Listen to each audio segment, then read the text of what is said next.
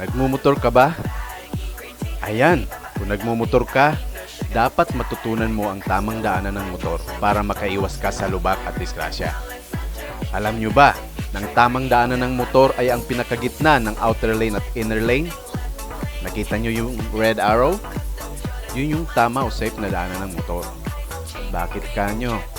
Una, dahil ito yung parte ng kalsada na bihirang daanan ng gulong ng mga four-wheelers o malalaking sasakyan.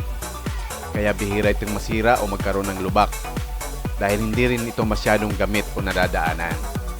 Kaya pag di nyo kabisado yung lugar at lalo na paggabi, mas safe na dyan na lang kayo sa gitna pumirme para siguradong iwas kayo sa disgrasya.